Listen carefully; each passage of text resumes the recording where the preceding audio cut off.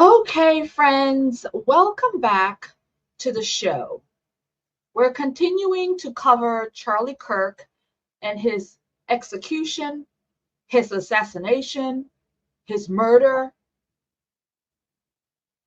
the lost life of Charlie Kirk. So, here is what we know thus far.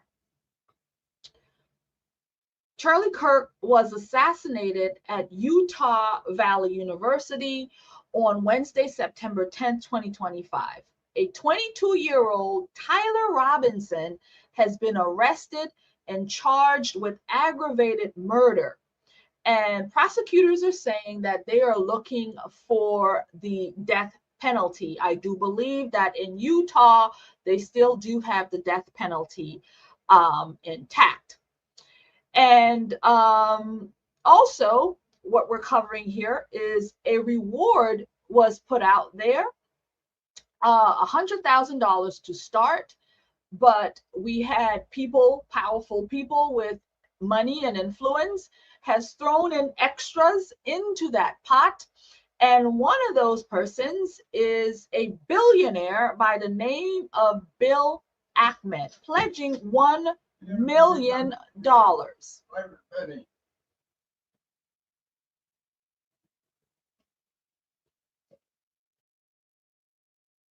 In reference to billionaire Bill Ackman, what's happening on currently in the social spaces is that Bill Ackman is sort of being, what should I say, ridiculed, if you will, because from what we're understanding, Tyler Robinson's father turned him in. So therefore, this $1 million plus reward would essentially be going to Tyler Robinson's father. Tyler Robinson, again, is the alleged shooter of Charlie Kirk. So what we're going to cover in this conversation is who is Bill Ackman. We're going to cover also that there was an intervention of Bill Ackman with other influential commentators in the Hamptons not too long ago where Charlie Kirk was there. And a lot went down in that business meeting, if you will. And Charlie Kirk was not happy about these things.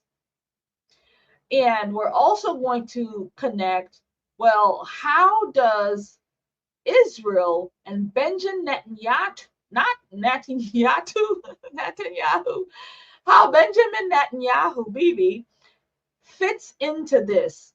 So Bill Ackman, Charlie Kirk, Bibi Netanyahu, Candace Owens. How does it all tie together?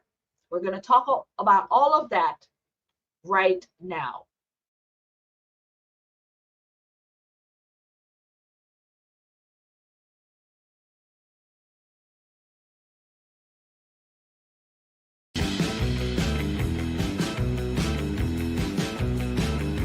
Hello, fellow patriot, and welcome back to The Conservative Poet. If you are new here, my name is Amania, and here on the channel, we do political commentary. We throw in some satire, parody, comedy to drive home the crazies that we are seeing in the society. Friend, if that is something that is interesting to you, then I suggest you stick around. And don't forget to like, share, comment, and subscribe.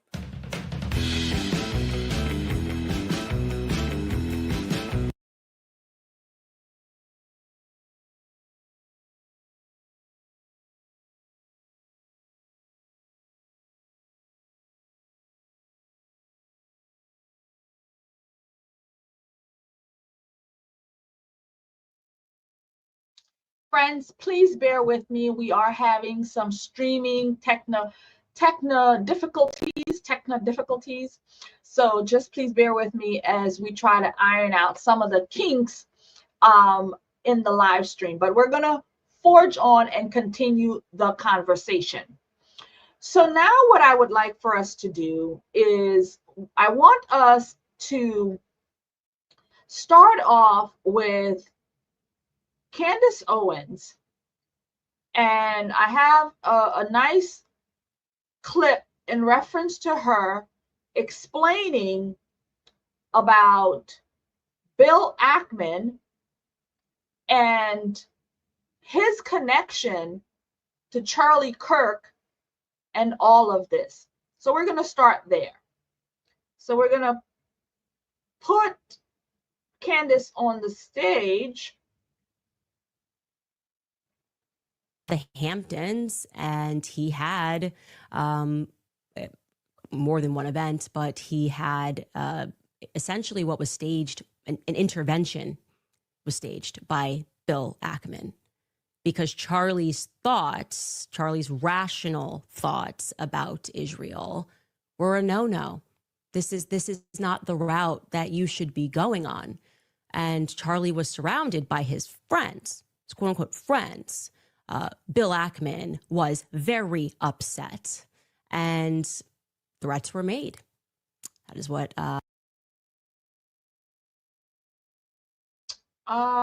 Oopsies. Let's do that. Sorry, guys. I am told, and I will tell you that he had more than one event, but he had essentially what was staged, an intervention was staged by Bill Ackman, because Charlie's rational thoughts about Israel were a no-no. This is not the route that you should be going on. And Charlie was surrounded by his friends, his quote unquote friends. Bill Ackman was very upset, and threats were made. That is what I am told, and I will tell you that I am very happy for Bill Ackman to dispute this narrative. In fact, he was asked to dispute this narrative. Max Blumenthal went out to him today, and Bill Ackman came back and said, I have receipts I can show you. And he did not provide the receipts. This is not how it went down. I know it went down this way. I'm waiting for one of them to go on record and to say that it didn't go down this way. It was at this time that Bibi Netanyahu was called, and Charlie was invited to Israel. This was an under duress situation, I would say, because I've been in these situations before. When I started asking very sensible questions about Israel, as someone who had dedicated her political life to supporting Israel, many times alongside Charlie Kirk, I was met with the very same pressure. And just like Charlie was being invited to Israel, I was invited somewhere else. And when this arrived to me, it felt like a threat. You know, I got to tell you that. It felt like a threat, like not like, hey, come here and we can educate you because you're my friend. More like, this is your last chance. That's how it felt to me. I can't speak to how it felt to Charlie. And I know that Charlie was offered a ton of money in this moment. A ton of money. Bibi would fund it, you know, spend tons of money. And Turning Point, I guess, if it needed to go to a higher level, would have gone to an even higher level than it already was at.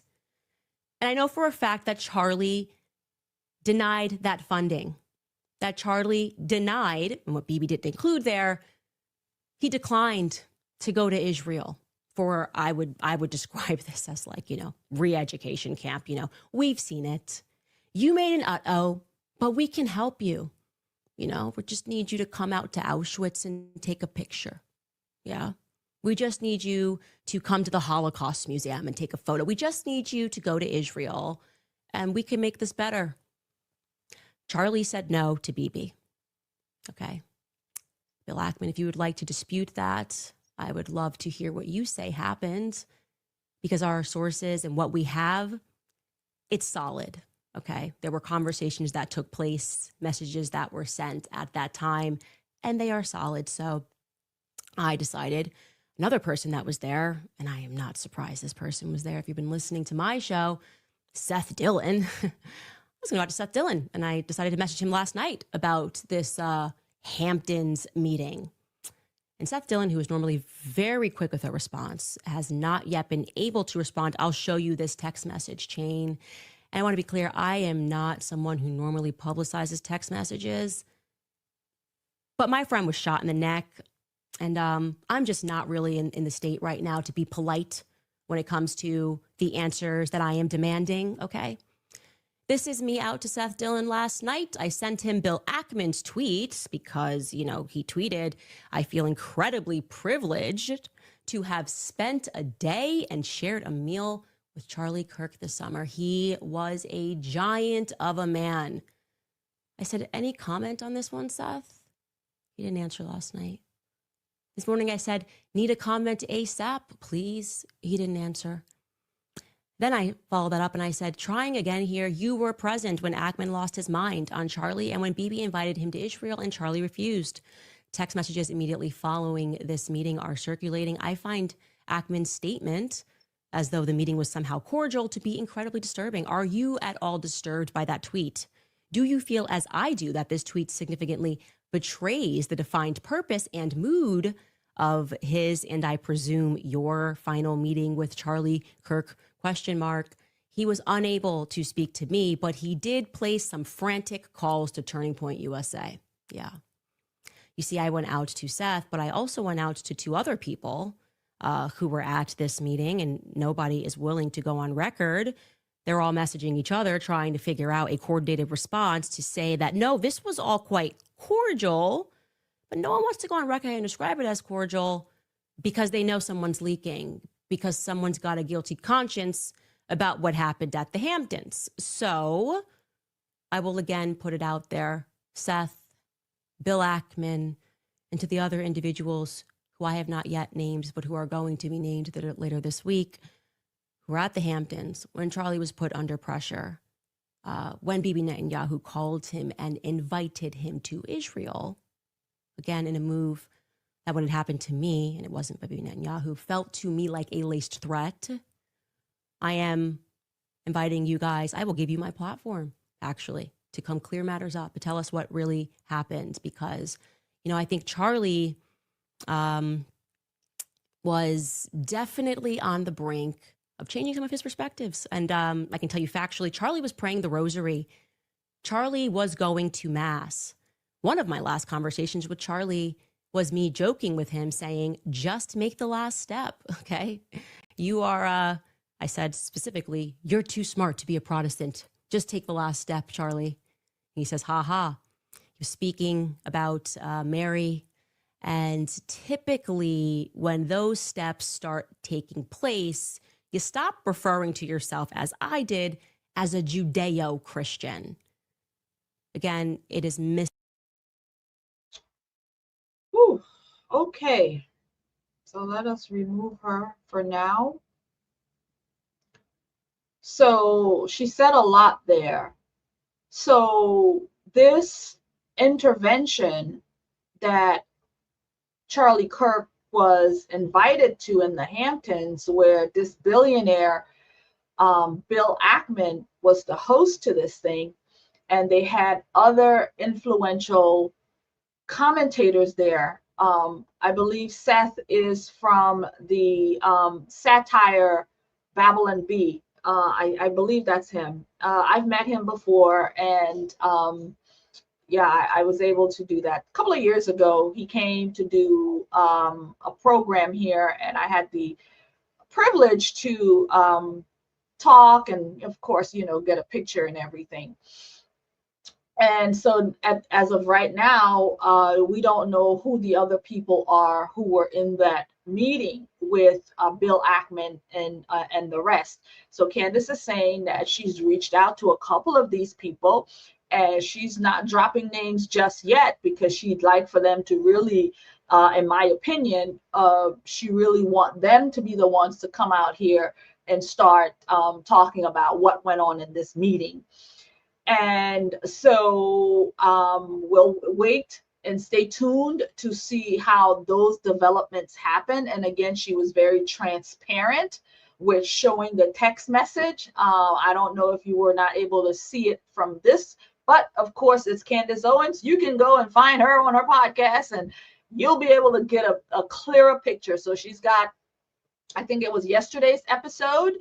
And so it was about an hour long, and I watched the whole thing, and then I picked out of it what I wanted to cover. And there's a lot there to cover, but this is the angle that I wanted to focus on this gentleman, Bill Ackman, and the possibilities of these people being involved, because Charlie was speaking out as of late, as Candace alluded to. He was speaking out not in favor of Israel, not in favor of some of the things. And what he was really concerned about is the influence that Bibi Netanyahu is having on American politics and our government. And there's a lot more, but those were some of the things, like how could you, Israel and Bibi Netanyahu, control we the Americas and our governments and so on. So those were some of the things. And so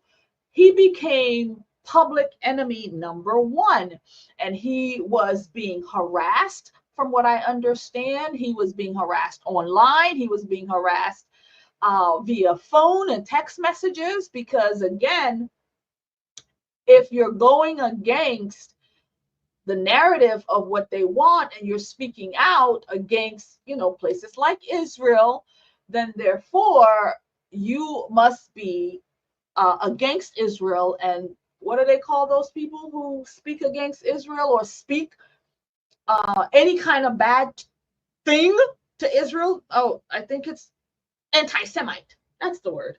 Anti-Semite. That's what you are labeled, and that's what you are called. I find it interesting that if people speak badly about America, they don't call you anti-America, and it's not a big deal. I'm just saying, just throwing it out there. So what we just covered was a little bit of the intervention of Charlie Kirk and what went on in that meeting. So we don't know yet, but hopefully the people in the room will start to come out and talk about these things. So we're going to move on now. We're going to put Bill Ackman down. Actually, let's not put him down just yet, because I have a video. It's a 33-minute video, but I decided to do pull all of the good information out of it, because I really want us to get to know who Bill Ackman is. And he's very important in this, because he is also a donor now for Turning Point USA, from what I understand. So Big Billionaire gives a lot of money, and of course, Turning Point is a nonprofit, and they thrive off of what? Donors. And so from what I understand, he is just that as well. So I'd like to bring onto the stage, we're going to remove Candace for now, and we're going to add onto the stage this video that I pulled in reference to Bill Ackman, to get to know him just a little, and then we will go into the Bibi Netanyahu conversation. So give me a second here, and I want to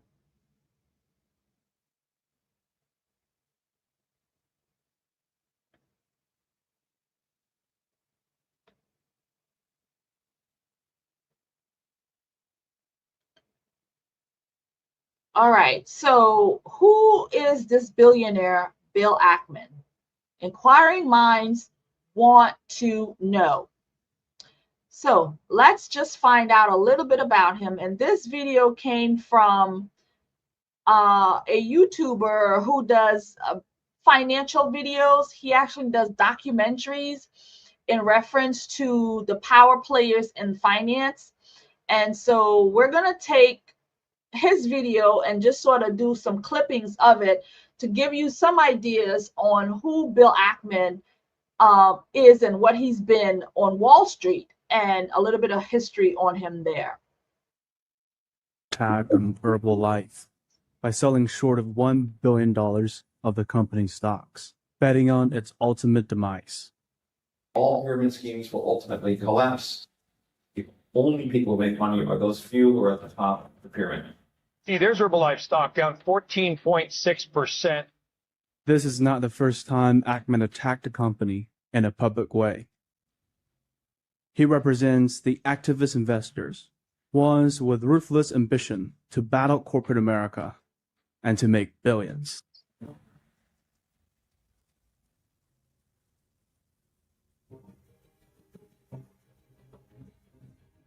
Phineas.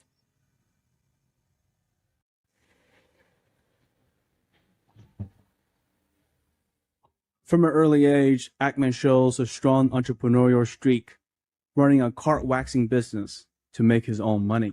Ackman was always a confident and ambitious young man. Some even consider him to be arrogant. It has to do with the fact that he was born in a very wealthy family. Beginning in the early 1920s, Ackman's grandfather built a private real estate business. By the time Ackman was born, his father, Larry Ackman, has taken the family's business to a higher level, making millions of dollars a year. After graduation, Ackman spent 2 years working for his dad. But deep down, he wants to create his own business empire, one that will trump his father's. The problem is, he doesn't know what business to start until he meets the most prominent investor in America. Warren Buffett is the most celebrated investor in the world. In his long career, he turned a near bankrupt company, Berkshire Hathaway, into a $700 billion behemoth.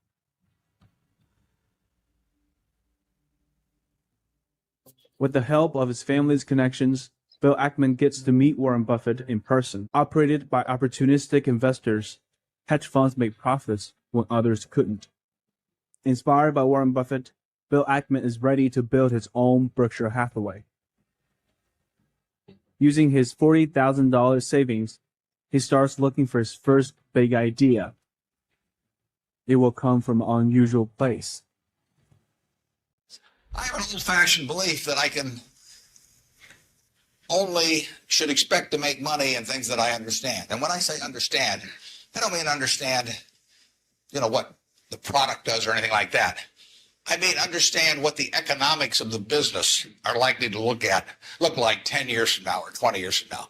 One of Ackman's first investments came from an area where he understands better than most people, real estate. And then I was doing this alone in my dorm room. And I recruited a classmate, a guy named David Berkowitz, to be part of this two-person, wasn't even an investment club at the time.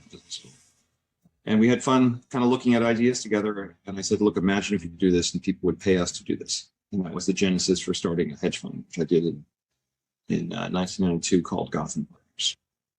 Leveraging his wealthy network, Ackman raised $3.2 million for his hedge fund. Gotham Partners started aggressively investing in undervalued stocks, generating 20% return in his first year. Bill Ackman then used that track record to raise another $10 million for his fund. He raised $50 million to start pushing Square Capital Management.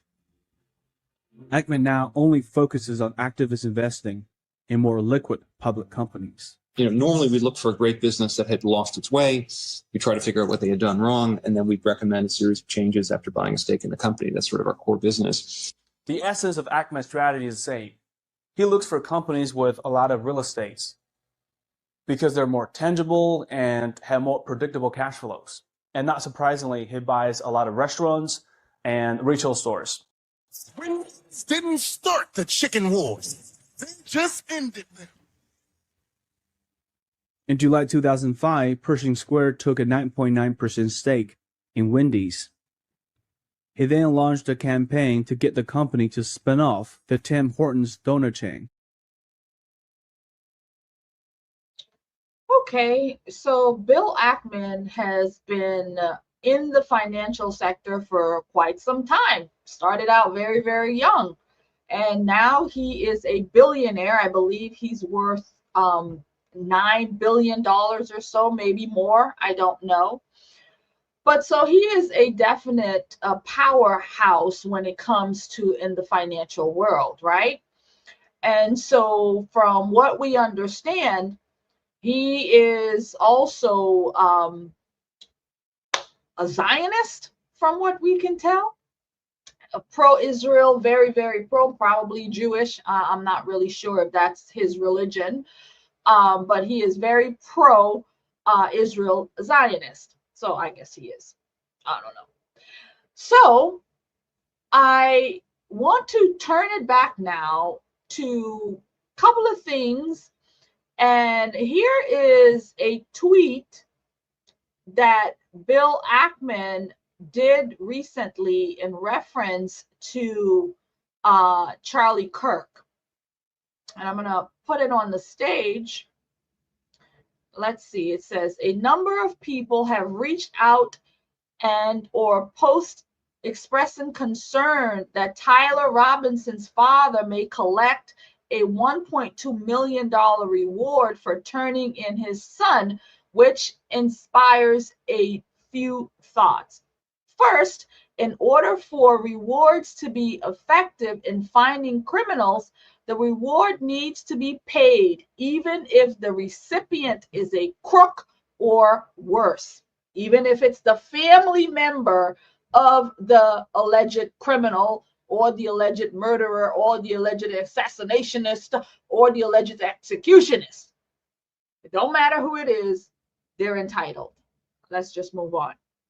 With that said, in this case, if Tyler's father is found to have been involved or otherwise acted, what is that? I know the word, but I just can't get it out. neglectantly in contributing to Charlie's death, civil litigation or criminal prosecution will reverse any unjust compensation.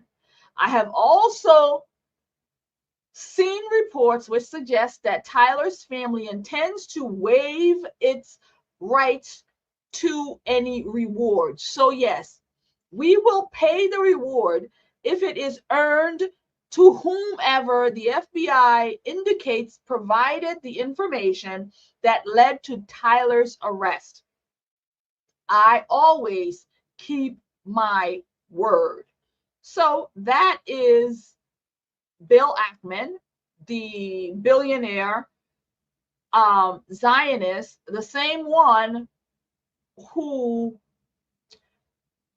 had hosted an intervention with Charlie Kirk in reference to Charlie Kirk tuning down, I suppose, his unsupport or newly unsupport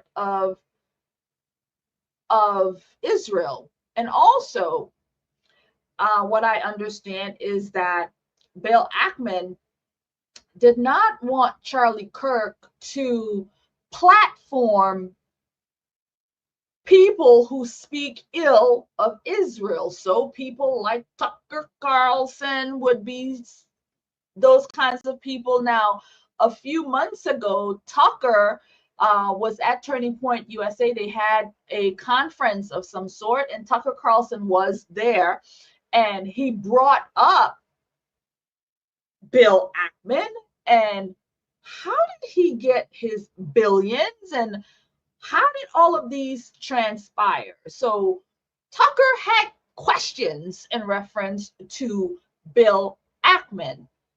And so I don't know if these questions have been answered because Bill Ackman again was pressuring or allegedly pressuring Charlie at this intervention along with all the other influencers, including Seth Dillon, that Charlie should, you know, maybe turn the other way. And as Candace alluded in her message there, that plenty of money was offered to Charlie Kirk, but he refused to take. Now, it's a lot, right? It's a lot. So we are going to go into, first we're going to go into Bibi Netanyahu's tweet. Now, I'm not sure exactly when he dropped this tweet, but I do have a video showing just about, it could have been the same day or just a few hours, maybe the next day, that he went on Fox to talk about Charlie Kirk and a letter that Charlie Kirk wrote to him and so on. But let's first check out this tweet from Bibi Netanyahu. And he says, Charlie Kirk was murdered for speaking truth and defending freedom. A lion-hearted friend of Israel. He fought the lies and stood tall for Judeo-Christian civilization.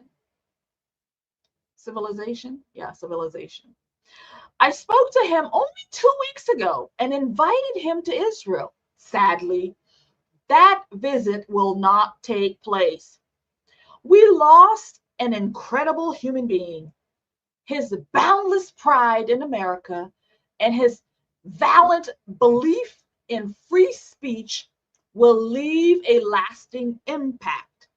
Rest in peace, Charlie Kirk.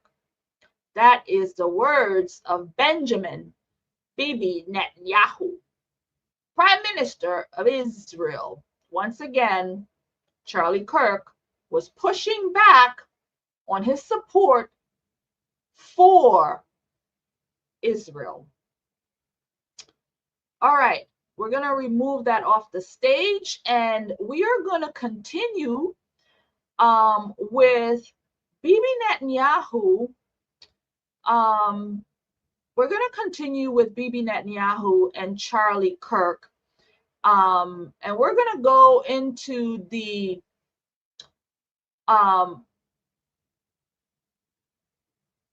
Fox interview that he did.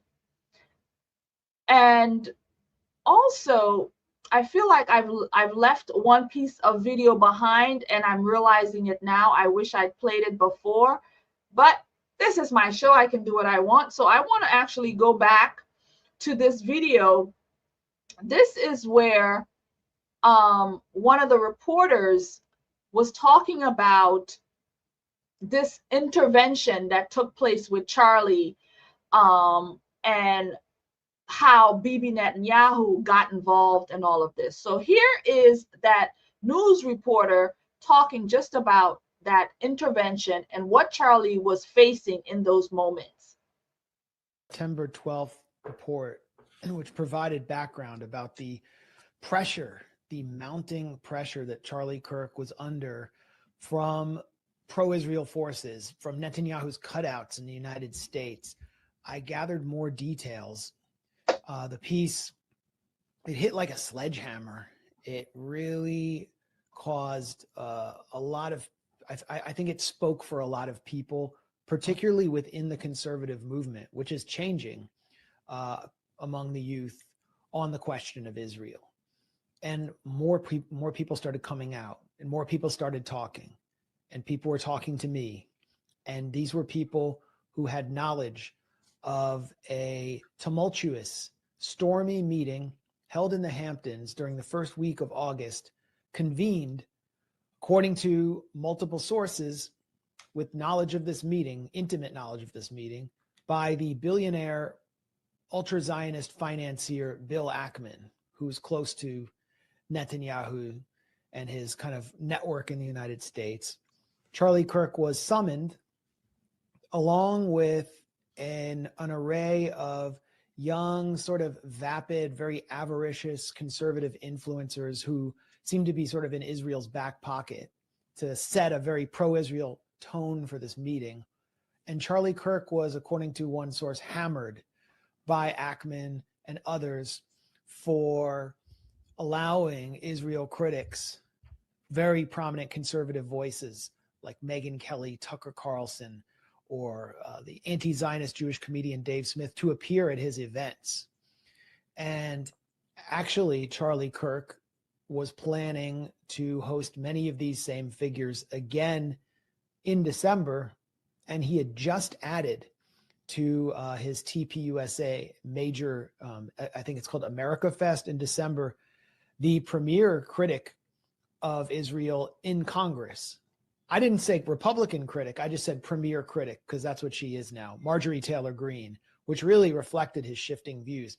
And Ackman, according to multiple sources, had this meeting to basically bully Charlie Kirk into submission.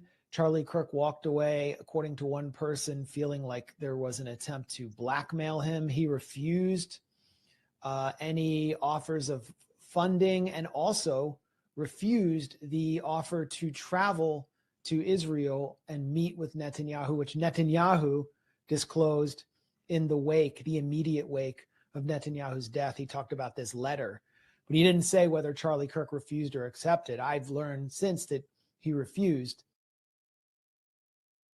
Okay, so what he just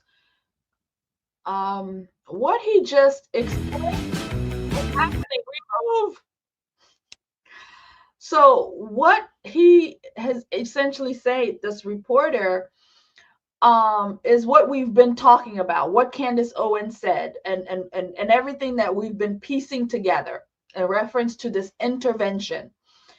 And so now he mentioned Charlie was not, he was summoned to this thing. He was not really comfortable in this space.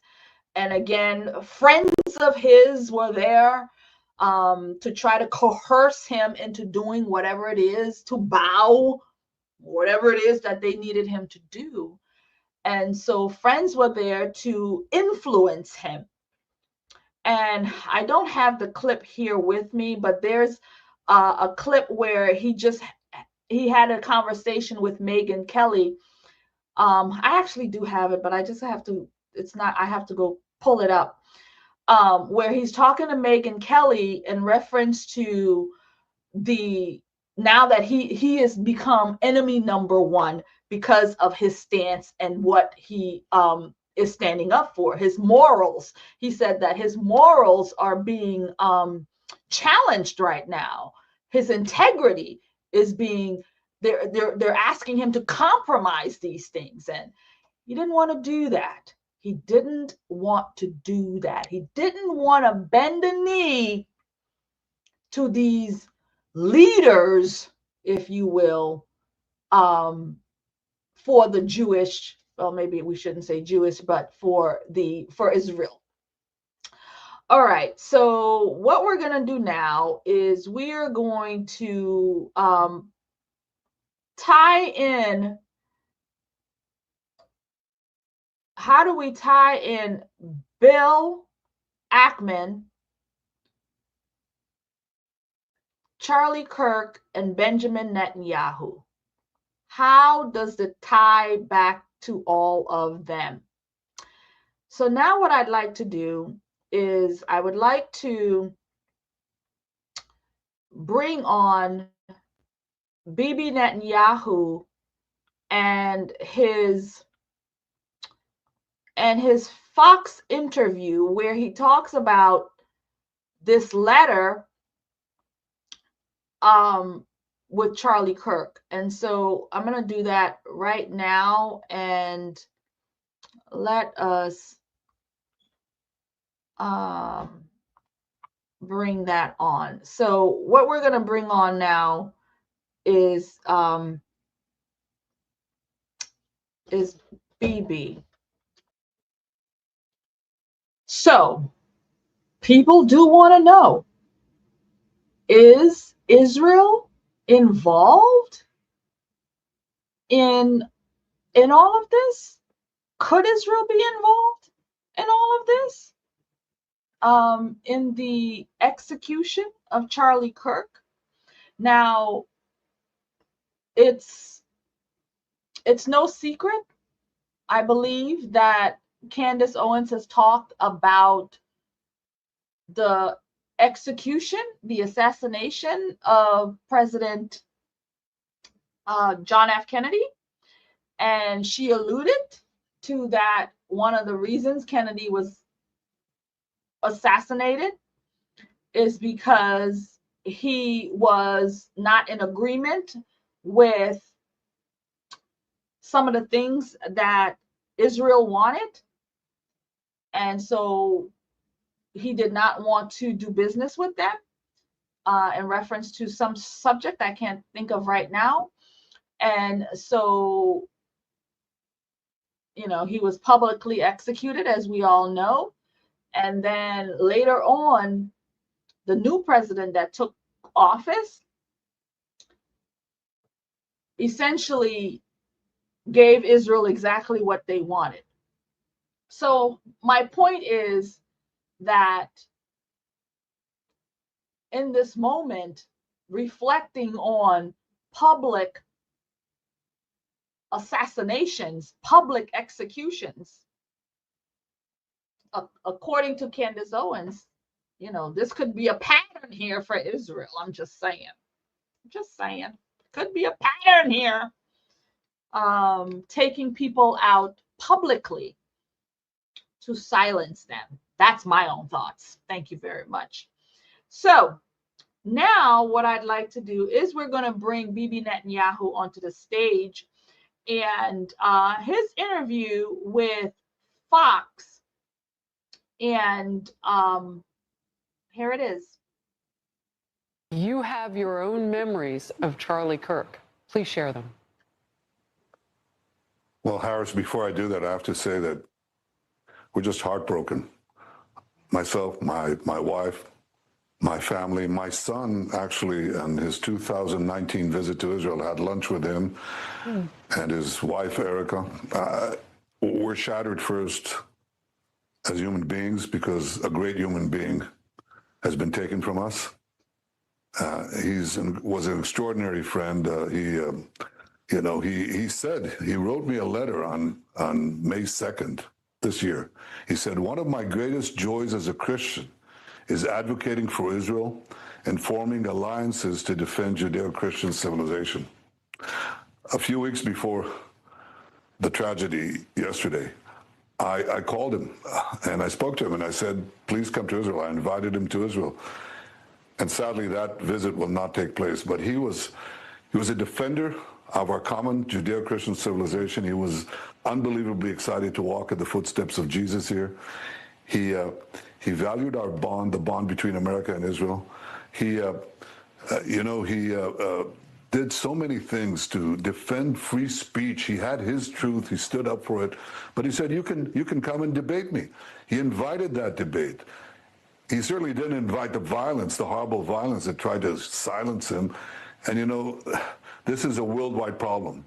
The people on the extremes, the Islamists, the radical Islamists, and their union with the ultra-progressives, they often speak about human rights. They speak about free speech, but they use violence to try to take down their enemies, whether it's President Trump, who's been almost assassinated twice, or, they try to kill me here too. But they got Charlie Kirk, and it's just heartbreaking. Yeah, the young people in both our countries look to him, and I don't know what is being said with regard to that right now in Israel, but I am curious. I mean, he is a beacon for so many in his young generation. Your last quick thought. Look, sometimes people can be irreplaceable. Charlie was 31 years old. He was a great hero of our common roots and common culture. My older brother was 30 years old when he died trying to successfully rescuing Israeli hostages that were held by German and Arab terrorists in Entebbe, Uganda. And I often I thought about my brother all my life. and I think of Charlie. I'll be thinking of Charlie all my life. You know, they're gone, and maybe they're once in a generation, but generations then live by their legacy. Amen to that. Prime Minister Netanyahu, grateful for your time today and your memories and your love for Charlie Kirk. Thank you. Thank you, Harris. Okay, so that was Benjamin Netanyahu. Let's remove him off the stage.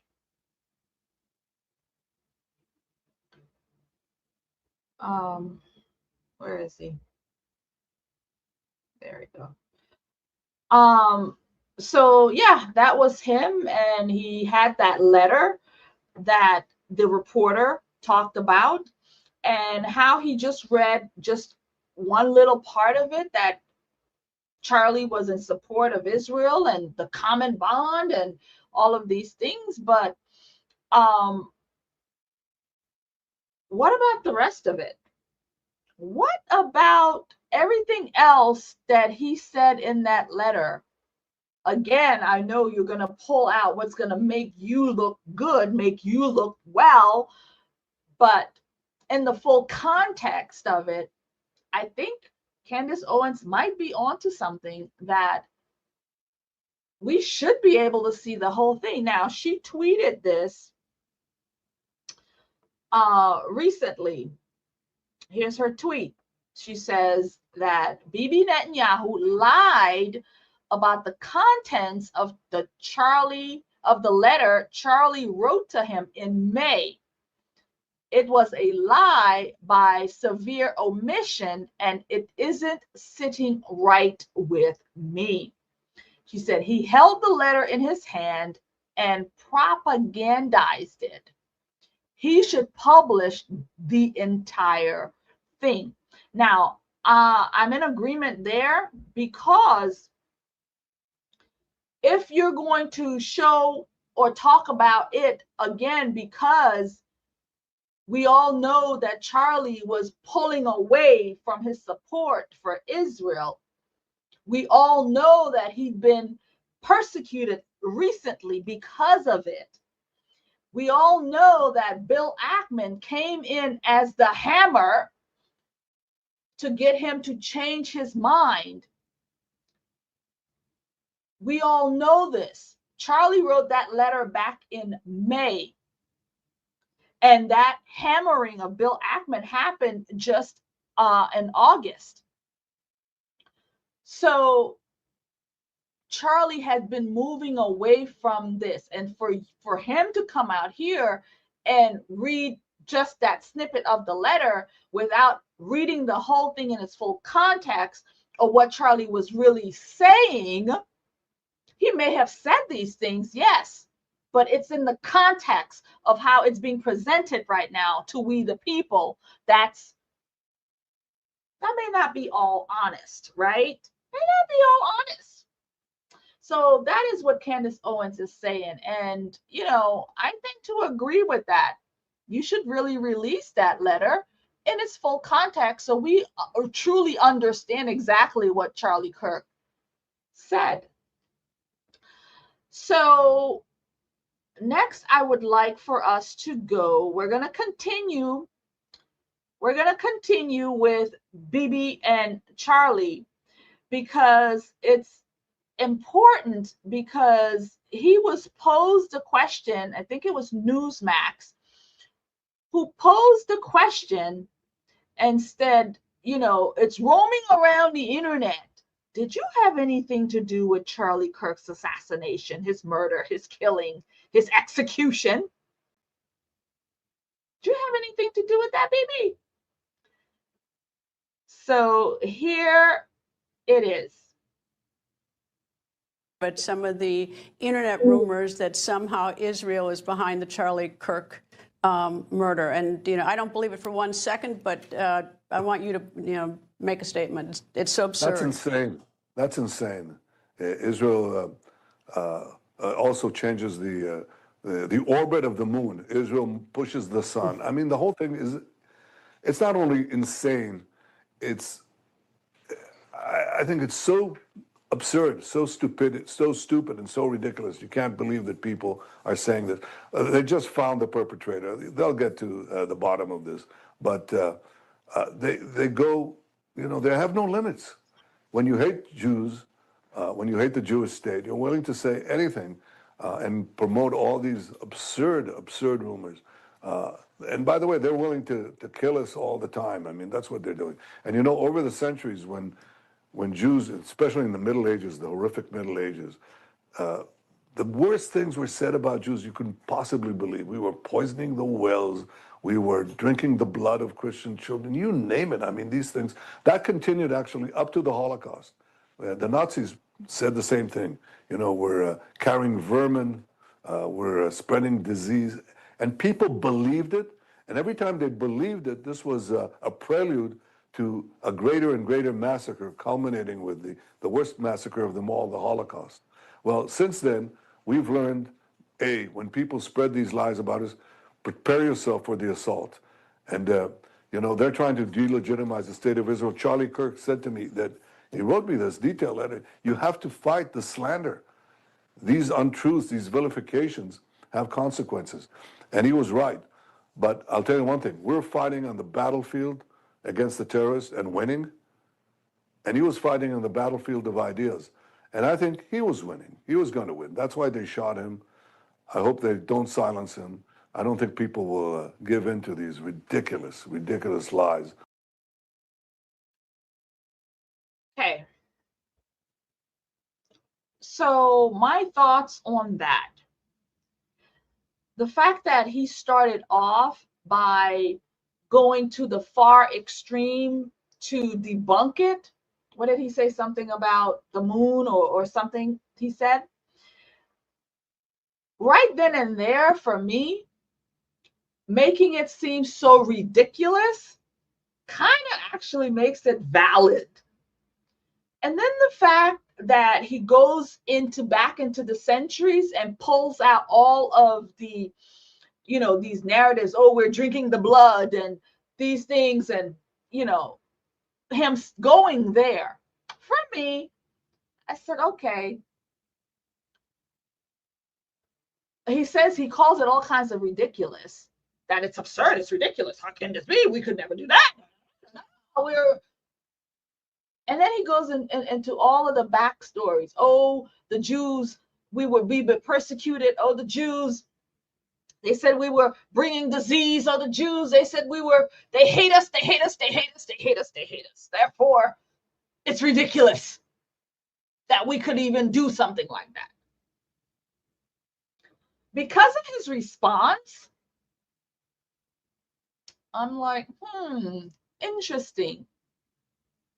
Interesting that his response was to defend or put Israel out there as a victim by pulling in things from the past to sort of say, yeah, we're not involved in this. We couldn't possibly be doing this because we've been persecuted.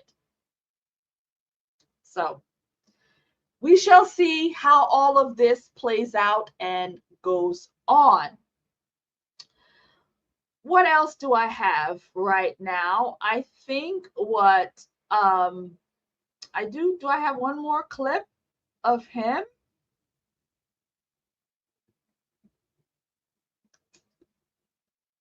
I think I got them all.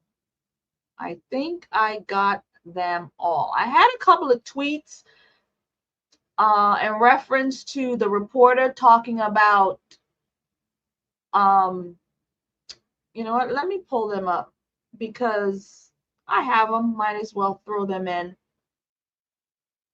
Okay, here's what it said, the Greystone. Now this was the reporter who just talked a little bit about what was going on with the intervention.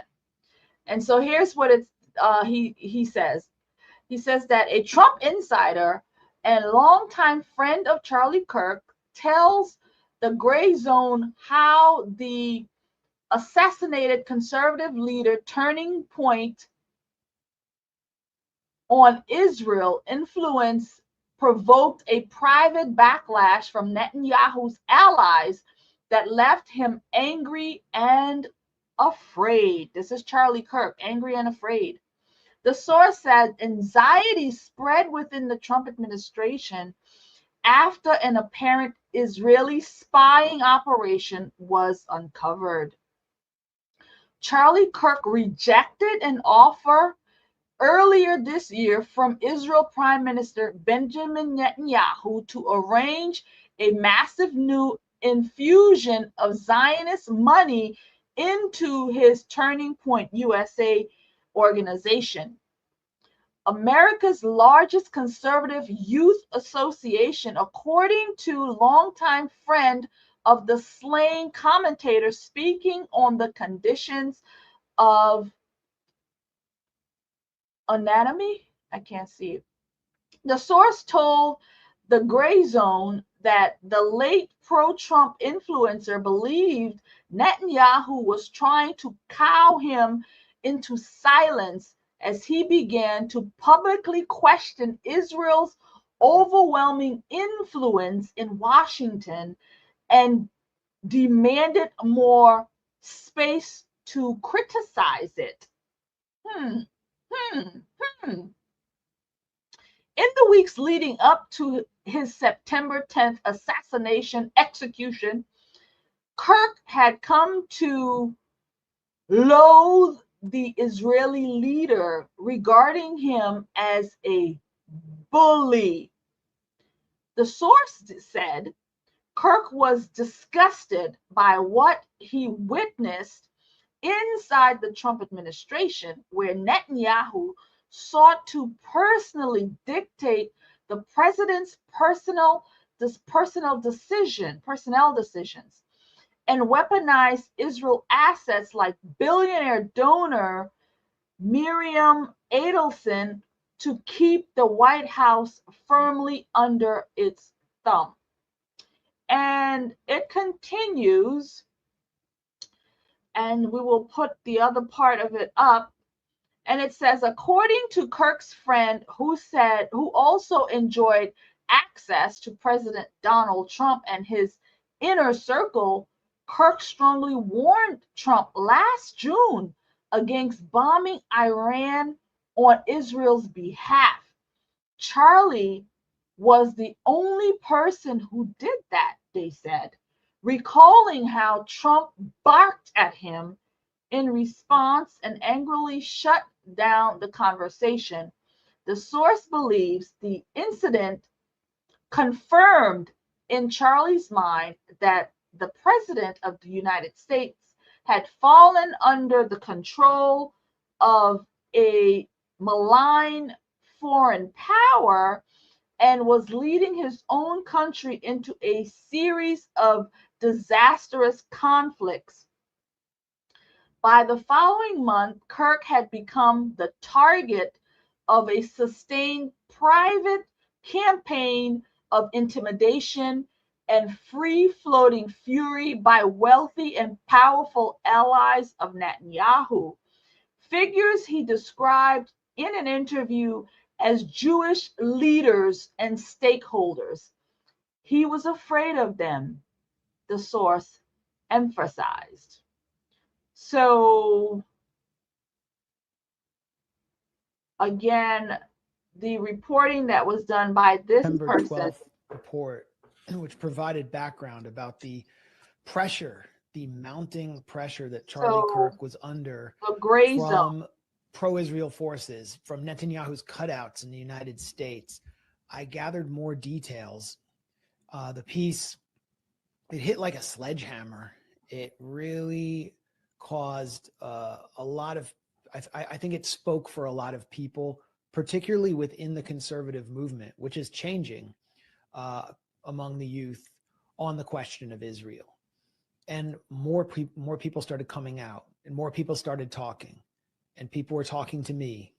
And these were people who had knowledge of a tumultuous, stormy meeting held in the Hamptons during the first week of August, convened, according to multiple sources, with knowledge of this meeting, intimate knowledge of this meeting, by the billionaire ultra-Zionist financier Bill Ackman, who is close to Netanyahu and his kind of network in the United States.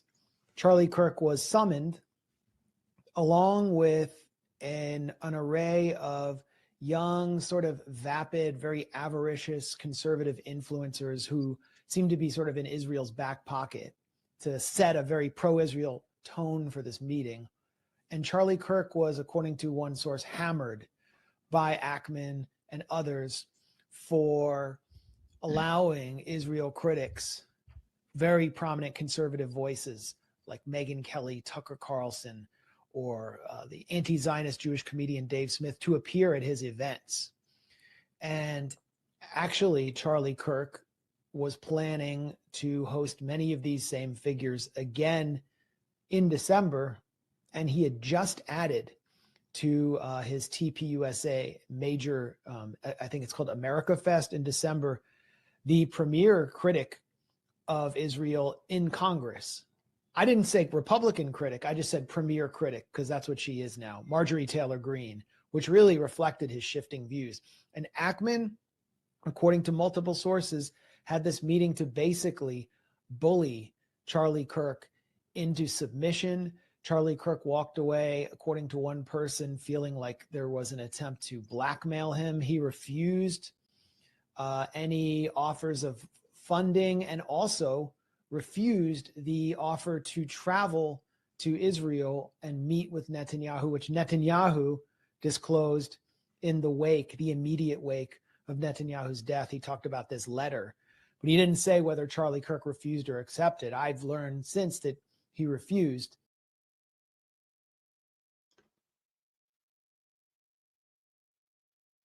Okay, so what we're going to assume in this moment is that this Charlie Kirk execution, we all know that there are bigger players in this thing. This kid, Tyler Robinson, he's probably just the person who's going to take the blame for all of this. And there's bigger fish to fry, friends. There are bigger players in this thing.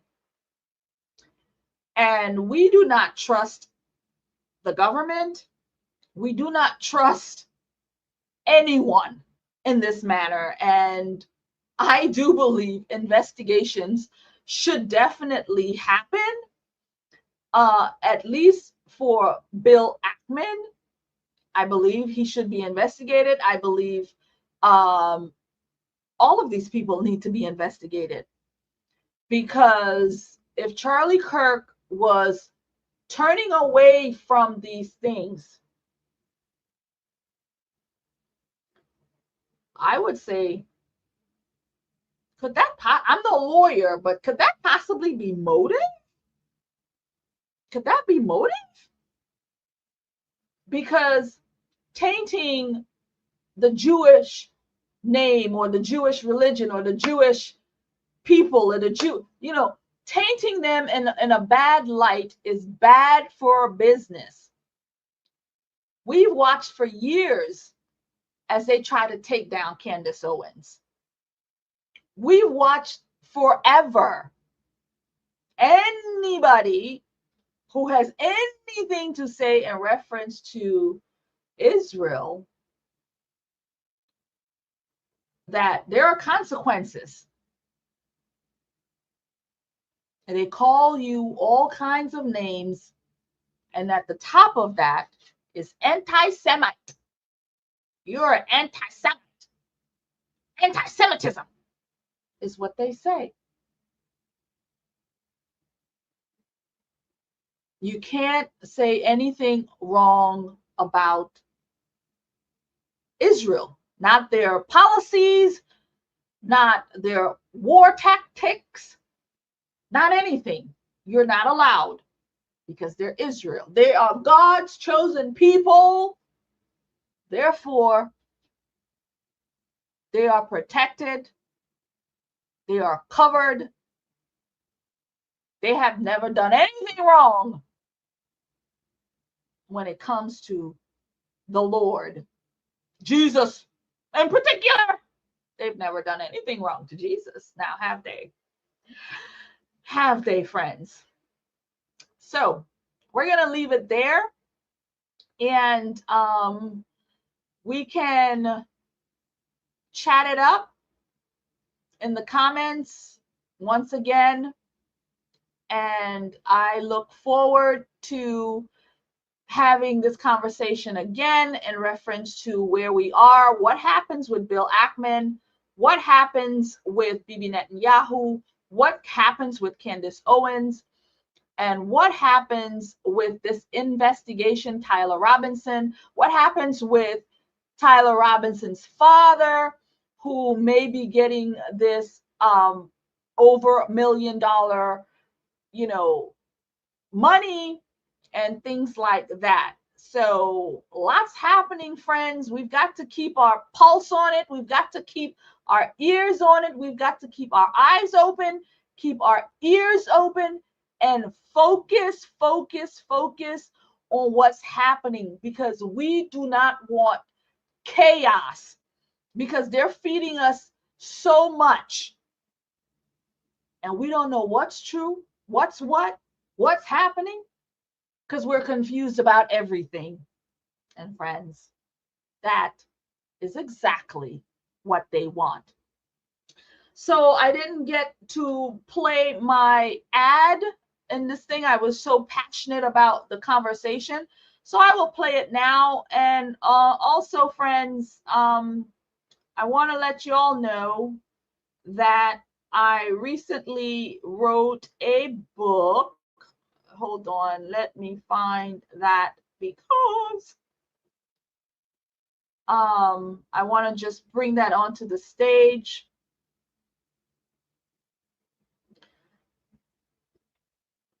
Okay, just give me 2 seconds here.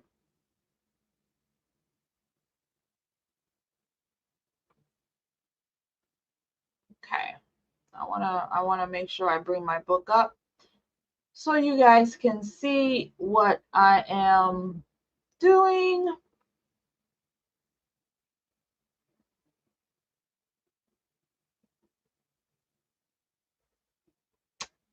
Thank you, everyone who has been supporting the Conservative Poet. I really, I owe you a debt of gratitude.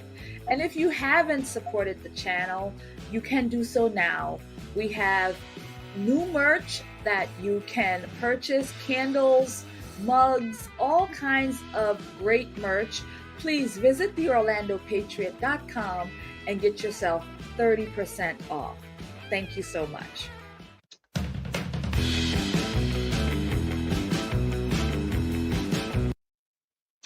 Okay, so there you have that. But what I'd like to talk to you right now about is my book. It is called Understanding Wokeness. It is an ebook as of right now. Because of all of this woke things, I am probably in the future going to have it as a physical book. But for right now, you can download it instantly at understandingwokeness.com. And again, what it is, it's a guide to understanding woke words like cisgender, like people of color, like, all kinds of woke words, LGBT, X, Y, and Z, all of that stuff. And what I do is I present the definition of what they're saying these words are. And then I give you my commentary, my common sense commentary. I throw parody in there and just common sense to debunk the craziness. So this is a great body of work. Again, fun.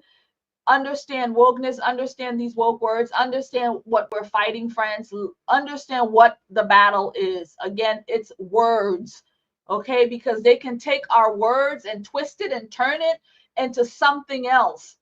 Words have meaning. Words have meaning.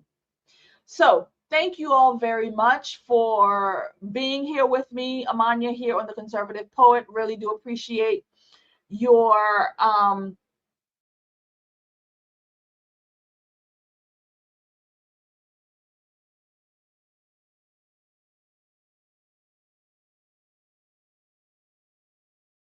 here. So I really do appreciate you guys' support and the work that I do here on The Conservative Poet. The channel is continuing to grow, and I want to say thank you to all of the new subscribers. People are pumped up about the conversation, and I'm really, really happy about it. So I just want to say, God bless you all. Thank you. Let us not stick our heads into the sand in reference to what's happening in this culture. Let us not stick our hands into the sand, because guess what? You are Charlie. I am Charlie. There's a lot of us Charlie Kirks walking out there, and we cannot be silenced. I am Charlie Kirk. You are Charlie Kirk. Let us stand up. Let us speak. Let us be bold in the work. So, God bless you. God keep you. And I will see you in another conversation.